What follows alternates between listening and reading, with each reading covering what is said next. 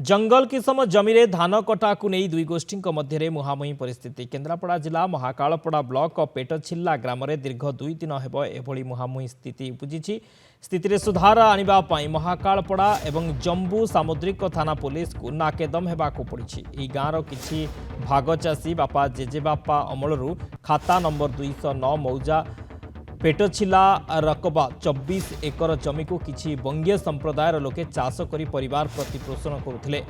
एबे उक्त जमी को किछि व्यक्ति किनिछंती बोली प्रशासन तरफरु नोटिस लगा जाइछि। तेबे भाग चाषी माने धान काटुथिबा समय घटनास्थल रे पुलिस पहुंची चाषी मानकु धान काटिबाकू बारण करथिले, किंतु चाषी माने याको मानि नथिले। पुलिस बुझासुझा करिबा परे चाषी माने धान काटिबार निवृत्त रहिथिले।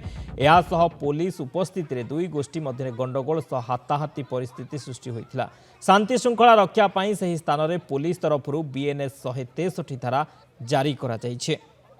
पेटछिलारे से गोटे जमी विवाद रही जमी माने टेनांट रही जो मैंने चाष करते आउ जमी मालिक या भितर डिस्प्यूट रही जोटा केस बास आगु हो बर्तमान ताकू केन्द्र करके आमर लॉ एंड सिचुएशन कंट्रोल करने आम 163 बीएनएसएस धारा जारी कराई से उभय पक्ष को आम रिस्ट्रेंट करूँ। बर्तमान परिस्थिति नियंत्रणाधीन अच्छी एवं आमे आमर पुलिस फोर्स तथा आम एडिशनल तहसीलदार आरआई आम समस्ते ए स्थिति उपरे नजर रखीचु एवं आर परे कौन करा जिवो आपण मानकु जणैबो। घटना प्रकृत रे एठी जो जमी थिला से जमी उपरे किछि लोक चाष करुथिले एवं से जमी उपरे उभय गोष्ठी भितर प्रॉब्लम थिला।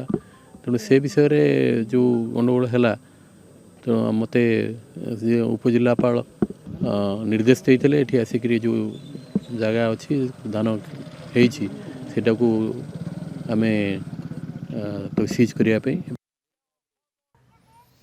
ए संपर्क में अधिक सूचना पाई नयनमणि सामल महाकालपड़ा रिपोर्टर आम सहित फोनलाइन जोड़ी होती। नयनमणि जंगल किसान जमी रे धान कटा को नहीं ये गंडगोल कारण कौन कहीं केमती गंडगोल कौन पूरा सूचना रहुची?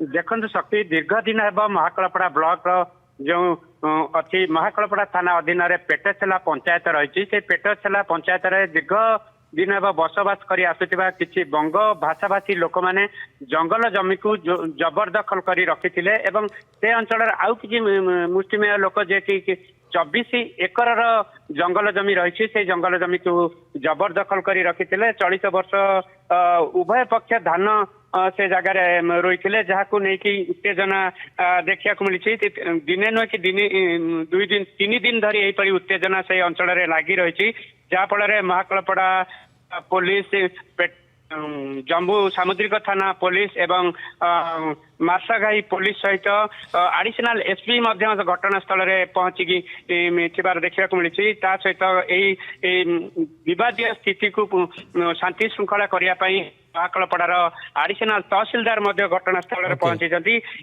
घटना गोटे जड़े लोक जिते धान रही से अंचल जो मैंने जबरदखल करते जेहेतु सरकारी जमी रही केपरी से धान काटी ने से किसी महिला माने आसिकी धान काटुवा बेले अपर पक्ष लोक जो अभियोग करते पुलिस प्रशासन घटनास्थल में पहुंची विरोध करते मानवर अदालत निर्देश क्रमे जिलापाल से जगह को उच्च स्तरीय पदाधिकारी को पहुंचाई धान।